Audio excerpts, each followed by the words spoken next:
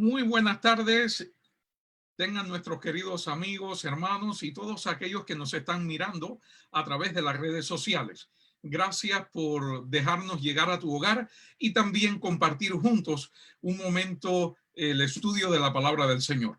En esta tarde nos sentimos contentos porque Dios ha sido maravilloso y bueno con cada uno de nosotros y nos ha dado vida, salud, una familia, un techo, alimento, y también hay muchas más maneras o formas por las cuales y motivos por los cuales estar agradecidos a Dios por su tierno cuidado y dirección con nosotros hasta este momento.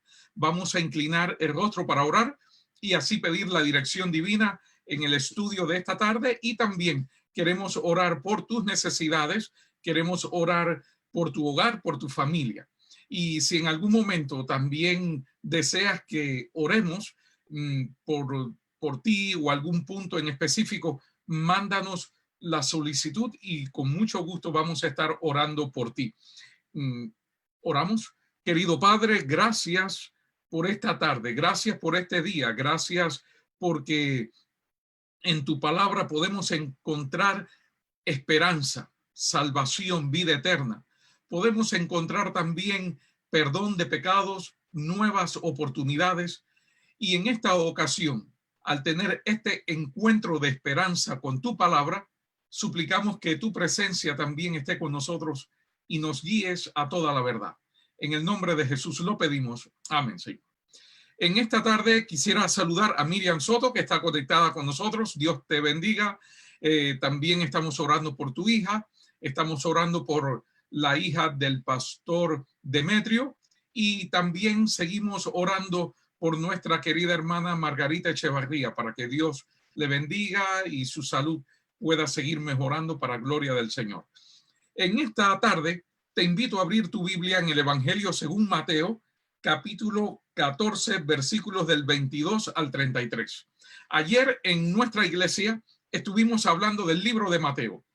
El libro de Mateo es un libro que está lleno de promesas. Es un libro que está lleno de encuentros de esperanza, así como se llama o se titula este programa. El libro de Mateo es también un libro que, aunque fue escrito para los judíos de su tiempo, para mostrarle a ellos, el evangelista Mateo quería que ellos supieran, la nación, que Jesús era el hijo de David, venía de la descendencia de David, era el Mesías prometido. Por eso usted se encuentra en varias ocasiones en el Evangelio según Mateo esta definición o esta expresión: Jesús, hijo de David, ten misericordia de mí. ¿Te acuerdas del ciego Bartimeo? También de la mujer sirofenicia que clamaba con un clamor procedente de lo más profundo de su alma: Jesús, hijo de David, que venía de la descendencia de David, es el rey de Israel, el rey prometido. Ahora, en esta historia que encontramos también aquí en Mateo capítulo 14, es cuando Jesús anda sobre el mar. Y realmente es una historia fascinante. Me imagino que cuando tú y yo hemos ido al mar, a veces hemos sentido la tentación de caminar por encima del mar, pero es difícil, es imposible. Solo un milagro que pueda sobreponerse a las leyes de la naturaleza, a las leyes de la gravedad, caminar por encima del agua. Y precisamente esta historia narra el momento en que, aparte de Jesús, una persona caminó sobre el agua. Solamente en la Biblia se registran dos personas que han caminado sobre el agua: Jesús y Pedro. De ahí en fuera, los magos de este tiempo han tratado de caminar sobre el agua, pero hay magia en el asunto, hay como una plataforma debajo del agua y parece que ellos van caminando y todo es preparado, pero naturalmente, yéndose por encima de las leyes de la física, esto solo se ha visto en la historia bíblica y con Jesús. Y dice la historia: luego que despidió a la multitud, hizo Jesús a sus discípulos que entraran en la barca e ir a la otra ribera, entre tanto que él despedía a la gente. Despedida la multitud, ¿qué hizo Jesús? Dice, subió al monte a orar, y cuando llegó la noche, estaba allí solo.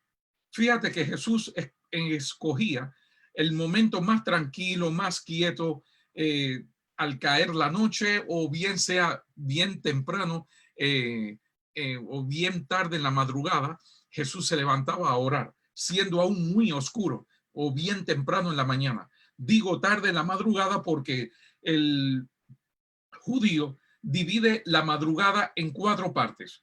De 6 a 9 de la noche es la primera vigilia, de 9 a 12 la segunda vigilia, de 12 a 3 tercera vigilia, y de 3 a 6 de la mañana la cuarta vigilia. Más o menos entre las 4 y las 6 de la mañana, Jesús viene a los discípulos caminando sobre el mar, y dice que ya la barca estaba en medio del mar, azotada por las olas, porque el viento era contrario. Mas a la cuarta vigilia de la noche, cuando más oscura y más densas eran las tinieblas, cuando menos se podía distinguir cualquier barca o persona que anduviese allí en el mar de Galilea, ese es el momento más oscuro que escoge Jesús para llegar a sus discípulos caminando a través del mar. Y los discípulos, viéndole andar sobre el mar, dice la historia bíblica, que se turbaron y empezaron a gritar o a decir: un fantasma. Y vieron, dice la historia, hombres, fíjese, hombres de experiencia en el mar, pescadores. Dice que tuvieron voces de miedo, empezaron a temblar, pero cuando Jesús los vio que estaban temblando, llenos de miedo, de terror, de pánico, porque decían, vemos un fantasma, vemos un espíritu. Jesús les dijo: tened ánimo, yo soy, no temáis. Queridos, vamos a detenernos aquí un momentico en esta historia. Esto se pone bueno cada vez que avanza la historia. ¿Puedes imaginarte el tipo de relación que tenían los discípulos con Jesús cuando lo confundieron con un fantasma?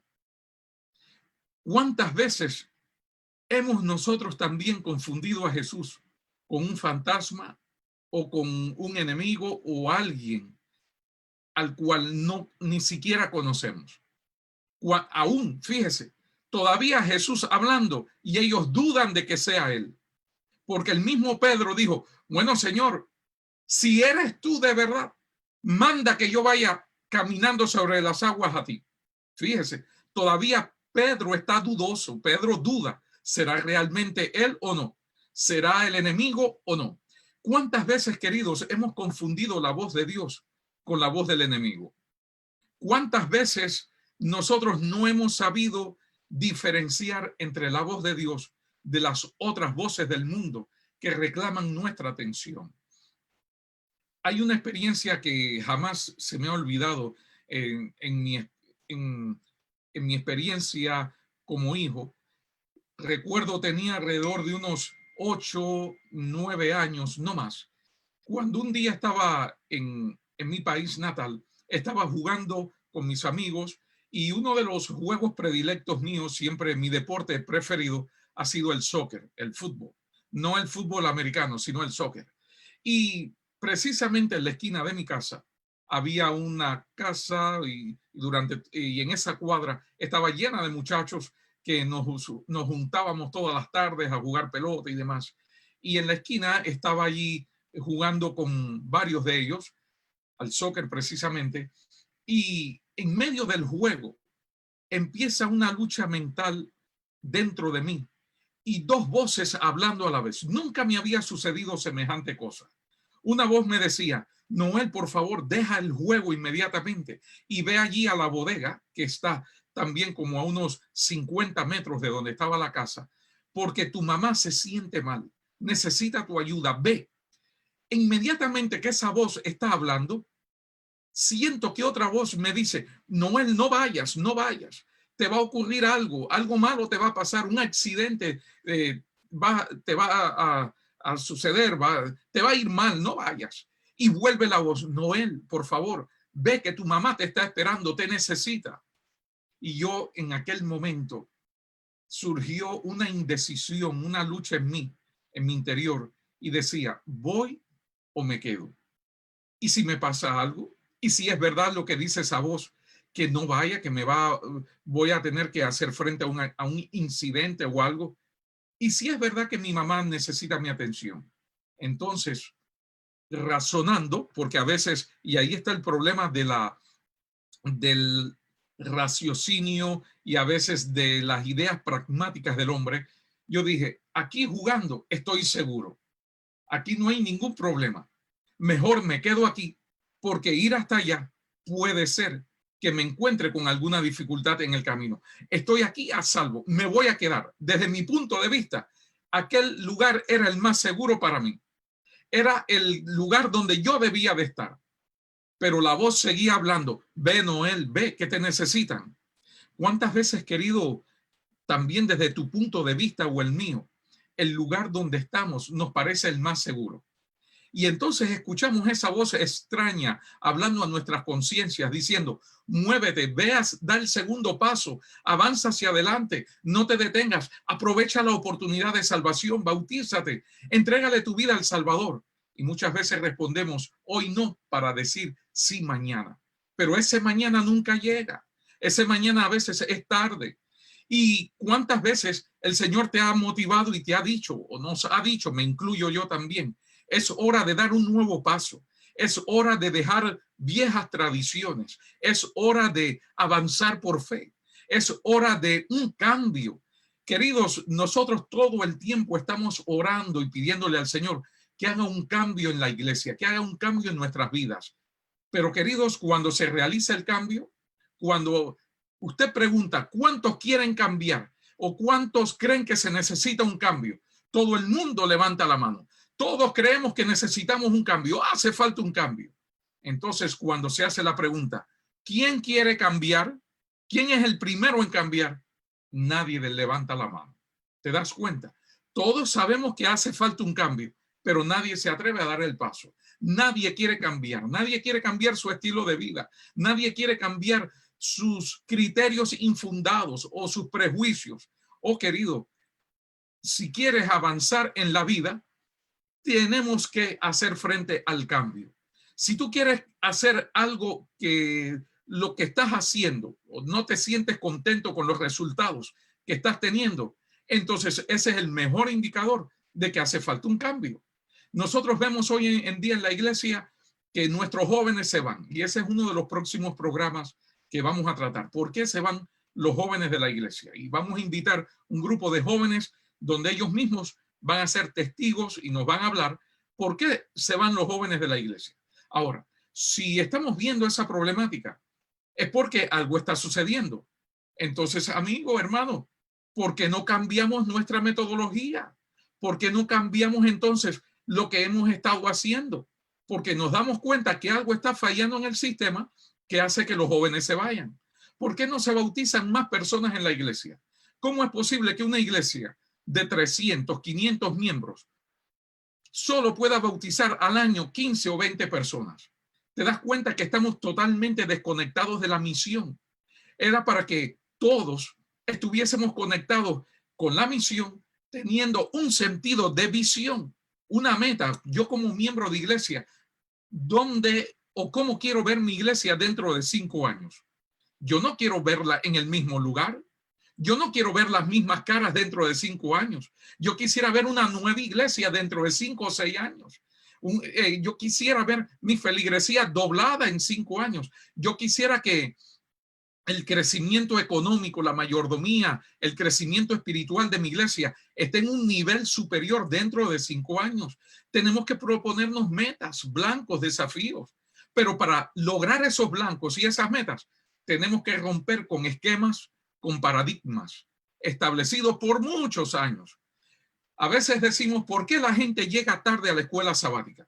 Y mira que hemos inventado programas, ideas, a tal punto que el departamento ha desaparecido o está desapareciendo. Y simplemente estamos teniendo un repaso de la lección general en muchas iglesias. El departamento ha perdido su sentido de misión, ha perdido su visión. ¿Cuál es el punto? El punto es que hemos convertido la escuela sabática en otro culto más. En vez de convertir la escuela sabática en una escuela de aprendizaje, en una escuela donde se viene a estudiar, a profundizar, a escudriñar la palabra del Señor y adquirir conocimiento, y también la forma de practicarlo o compartirlo, lo hemos convertido en un culto. Por eso es que la gente no va a la escuela sabática. Luego ponemos el programa o la actividad a las 9:15 de la mañana, cuando la gente todavía quiere descansar un poquito más. Es el día del Señor y ese es el día para uno disfrutar. Pues el día del Señor lo convertimos en una carga, en una pesadilla. Hay que correr, hay que llegar temprano a la iglesia a las 9. Yo te voy a hacer una pregunta. El sábado, sabemos, como dice la palabra de Dios, que comienza de la puesta de sol el viernes a la puesta del sol el sábado. La pregunta es la siguiente. Del sábado, de ese periodo de 24 horas, ¿cuáles son las horas más sagradas? Yo quisiera que tú reflexiones. De la puesta del sol el viernes a la puesta del sol el sábado, ¿cuáles son en ese periodo las horas más sagradas? Usted dirá, pastor, pero ¿qué pregunta es esa? Desde que se pone el sol el viernes al sábado, todo ese periodo está dedicado a adorar y a servir al Señor. Pues muy bien la respuesta. Entonces, ¿quién ha dicho que para adorar a Dios o tener un culto de adoración a Dios, porque tampoco es culto divino, por favor, hemos establecido esquemas, nombres extraños, no sé de dónde hemos sacado culto divino, como si fuera el culto a una deidad extraña, es el culto que realizamos de adoración a nuestro Dios. En sí, el culto no es el divino, es un servicio de adoración que estamos realizando a Dios. Ve que andamos con una jerigonza a veces, un argot adventista cristiano que ni a veces la gente reconoce. Culto divino, ¿de dónde es eso? Es un servicio de adoración. Ahora, el servicio de adoración a Dios, lo mismo puede ser el sábado a las 3 de la tarde, a las 4 de la tarde, a las 12 del día. ¿Quién ha dicho que el servicio de adoración tiene que ser en horas de la mañana del sábado? Te das cuenta que han sido esquemas establecidos por nosotros. En ninguna parte de la Biblia aparece que el servicio de adoración se hace en la mañana. Se puede hacer a la 1 de la tarde, a las 3 de la tarde, antes de la puesta de sol. Todo ese periodo es santo. Así que cualquier momento de ese periodo se puede realizar el servicio de adoración en los templos que se han escogido para adorar al Señor. Entonces, querido, si queremos ver un crecimiento, un progreso en la iglesia, es porque lo que estamos haciendo no funciona. Date cuenta, algo está pasando que no funciona, no nos deja progresar, no nos deja crecer aún más. Entonces, ¿cuál es la respuesta? ¿Qué es lo que hay que hacer? Cambiar lo que estamos haciendo, porque no funciona. No tenemos los resultados que queremos. Entonces, por eso en nuestra iglesia hemos decidido dedicar más tiempo a la oración, más tiempo al trabajo misionero, más tiempo a la consagración, a la búsqueda de Dios y más tiempo para servir a la comunidad. Conocer a Jesús, crecer en Jesús y compartir a Jesús. No vamos a compartir a Jesús si no lo conocemos primero. No vamos a crecer espiritualmente si no conocemos primero a Jesús. Después que tengamos una experiencia personal con Jesús, entonces vamos a crecer espiritualmente. Y luego que crezcamos en el conocimiento de Jesús y en una relación viviente con Él, vamos a estar listos, preparados para compartir a un Jesús que conocemos y vivimos.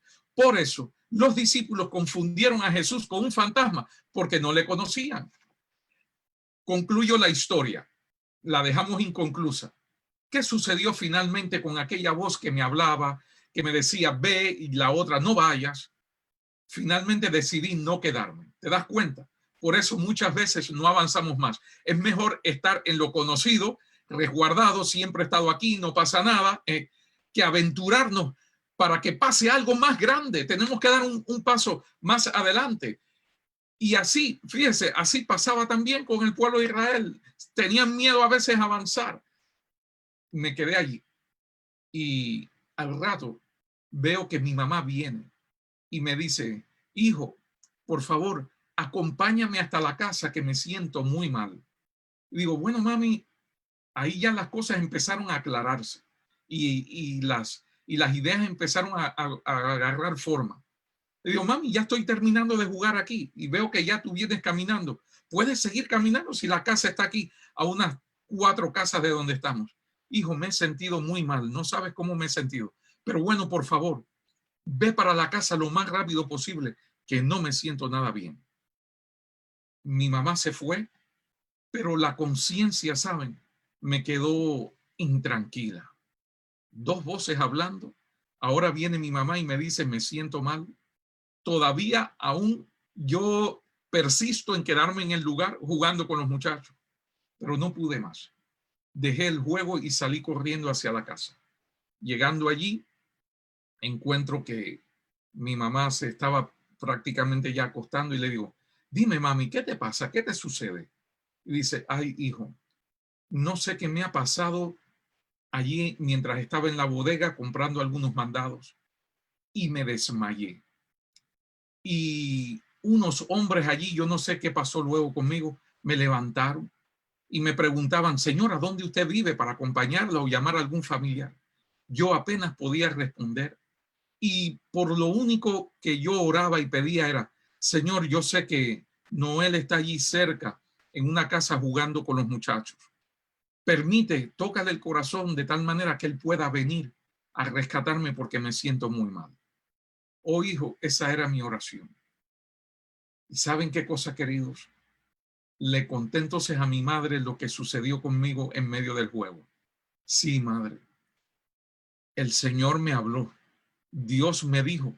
Escuché la voz claramente que me decía, ve y ayuda a tu mamá, que está en emergencias, necesita de tu ayuda. Pero sabes, mami, dudé de esa voz porque no la conocía. Saben, queridos, que me dio una tristeza tan profunda.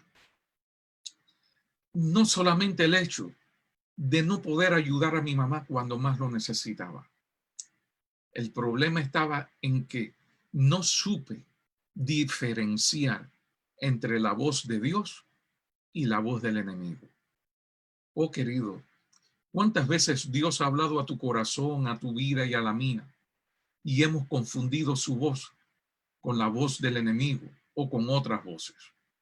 ¿Cuántas veces hemos respondido a otras voces creyendo que era la voz de Dios? ¿Cuántas veces hemos dicho al Señor, no, no, ahora no, mañana sí? Recuerdo la experiencia de Abraham cuando Dios le dijo, Abraham, sal de Ur de los Caldeos a una tierra que yo te voy a mostrar. No sabes cuál es, te la voy a mostrar en el camino. Y Abraham salió sin saber a dónde iba, dice la historia bíblica en el libro de Génesis.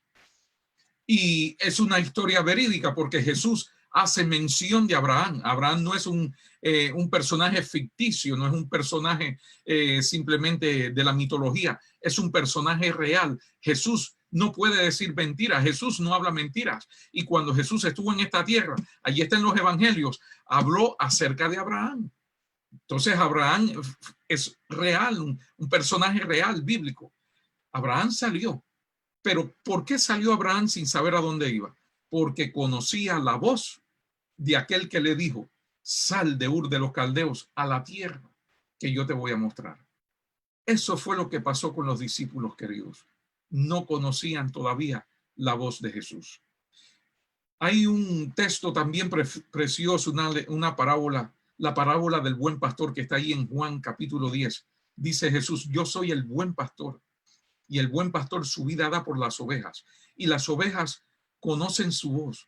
Y cuando una vez que la saca, va delante de ellas y las ovejas le siguen, porque no conocen la voz de otro pastor, sino la de su pastor. Y al extraño no seguirán, al revés, huyen de él.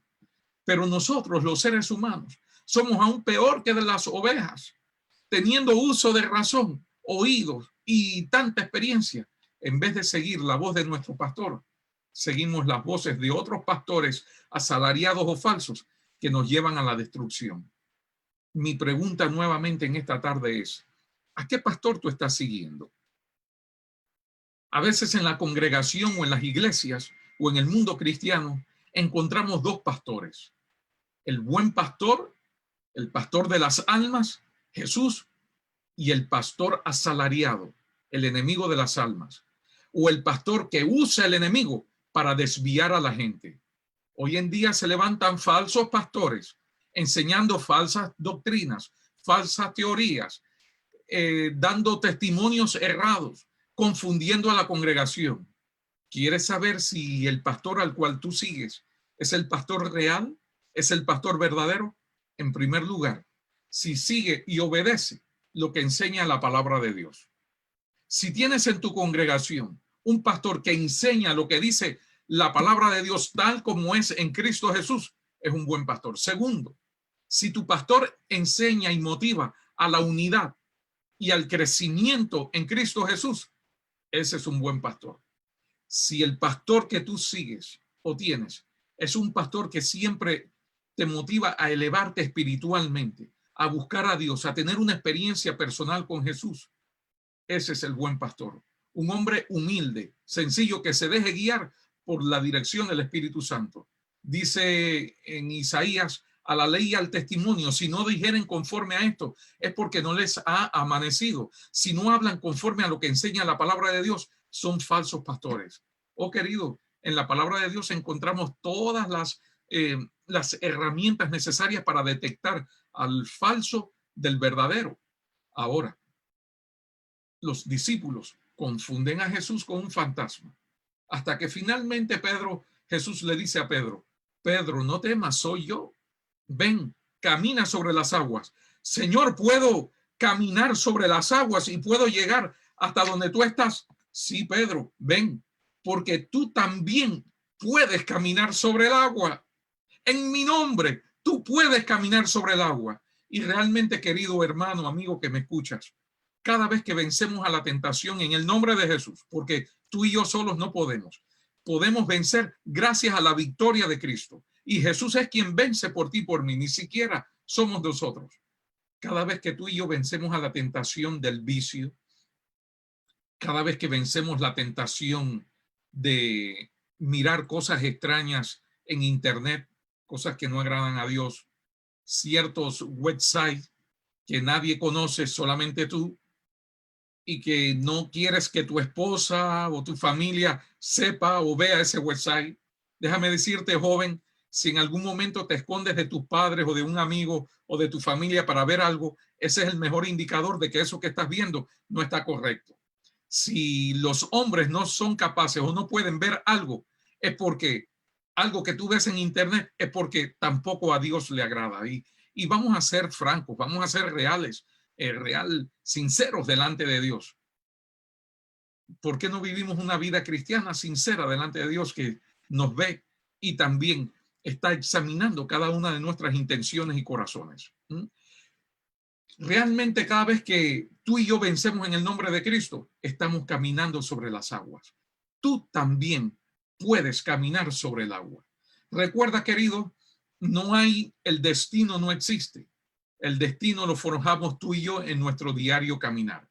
Y hay unas palabras que recuerdo del escritor José Antonio Machado, de la generación de escritores del 98, cuando él dijo, caminante no hay caminos, al andar se hace caminos, y al volver la vista atrás, se ha de ver la senda que no se ha de volver a pisar. Caminantes no hay caminos, sino estelas en el mar. Realmente, queridos, al andar es cuando se hace caminos. Por eso Jesús quiere que en tu caminar y en el mío diario no confundamos más a Jesús con un fantasma o con un extraño. Dios quiere tener una relación con nosotros de tal manera que podamos sentir, conocer el timbre de la voz de nuestro buen pastor Jesús. Y allí Pedro dice, oh Señor, entonces yo puedo ir sobre las aguas a ti. Y Jesús le dijo, ven que tú puedes caminar sobre las aguas, pero siempre hay un pero. Todo iba bien era muy bueno, pero un matrimonio perfecto, pero el muchacho sacó buenas notas, pero siempre hay un pero. Pero al ver el fuerte viento tuvo miedo y comenzando a hundirse, dio voces diciendo, Señor, Señor, sálvame. Al momento extendió Jesús la mano y le dijo, hombre de poca fe, ¿por qué dudaste? El problema de Pedro fue, queridos, que cuando estaba caminando sobre el mar, miró hacia atrás. desvió la vista de Cristo Jesús. Mientras Pedro estaba mirando a Jesús, él podía andar, caminar sobre el mar. Pero una vez, nada más un momento, que desvió su mirada de Cristo Jesús, empezó a ahogarse, a hundirse. Y aquí encontramos la oración más corta de la Biblia. Señor, sálvame. Una exclamación. Imagínate que Pedro tenía que arrodillarse allí para orar. No le daba tiempo, no podía. ¿Te das cuenta? No importa el lugar, la situación, como te encuentres. Ora, habla, clama a Dios. Lo que importa es tu clamor, no es la posición ni de rodillas o de pie. Es el clamor, la idea, el concepto de clamar, de hablar con Dios. Orar también, alguien dijo, es conciencia de la presencia de Dios. Entonces Pedro clama, Señor, sálvame. Y al momento Jesús lo salvó. Le extendió la mano y lo libró de ahogarse. Imagínate que Jesús le hubiese dicho, Pedro, antes de escuchar tu oración, tienes que arrepentirte, tienes que cambiar de vida, tienes que hacer esto, tienes que portarte bien. No, Jesús simplemente escucha el clamor y acude al llamado de esa alma que se está ahogando, que está pereciendo. Jesús lo levanta, lo lleva a la barca, todo el mundo queda admirado.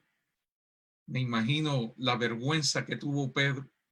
Todo el mundo decía tal vez, mira, Pedro haciéndose el listo, el gracioso, el superior a todos, que podía caminar sobre el agua y por poco se ahoga.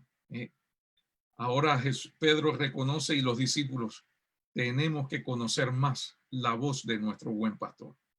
Querido, concluyo en esta tarde. Quiero hacerte un llamado. ¿Por qué no hacemos el firme propósito, resolución, de conocer más el timbre o la voz de nuestro buen pastor Cristo Jesús? ¿Por qué no tenemos un encuentro hoy con Jesús de tal manera que podamos escuchar, diferenciar su voz de las otras voces? ¿Por qué no tenemos un encuentro hoy con Jesús de tal manera que podamos sentir su voz hablando a nuestros corazones? Que nuestra experiencia pueda ser la del canto que dice, puedo oír tu voz llamando, suavemente susurrando, que a mi alma está hablando. Ven, deja tus cargas, toma tu cruz y ven en pos de mí. Y dice el coro, seguiré donde tú me guíes, seguiré donde tú me guíes, seguiré donde tú me guíes. Señor fiel, te seguiré. Ojalá que tú y yo sigamos a Cristo Jesús en todo momento. No por la experiencia o por lo que sabemos, no por conveniencias o por lo que nos va a dar.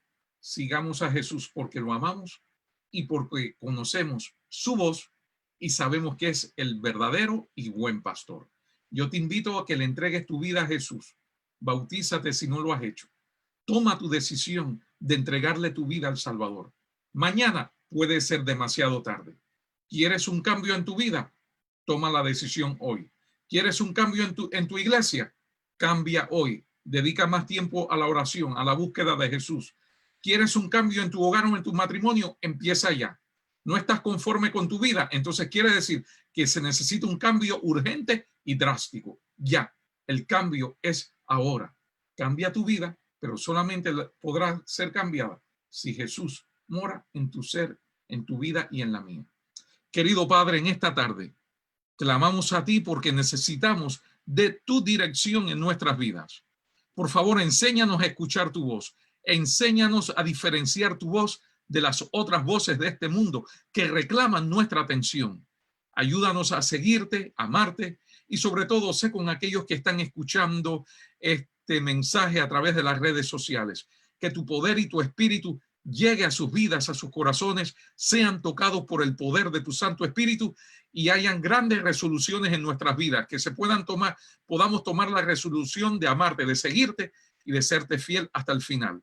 Enséñanos a escuchar y a obedecer tu voz. En el nombre de Jesús lo pedimos. Amén. Que el Señor te bendiga y te guarde y nos dé a todos una feliz noche. Quiero decirte que mañana, lunes, vamos a estar también conectados a través de las redes sociales a las 7:30 de la noche y te invito, por favor, a que compartas, le des share a este a esta reflexión, compártela con tus amigos, con tus vecinos, con tus familiares, de tal manera que todos juntos nos podamos nutrir de la palabra del Señor. Que Dios te bendiga y nos vemos mañana en otros encuentros de esperanza.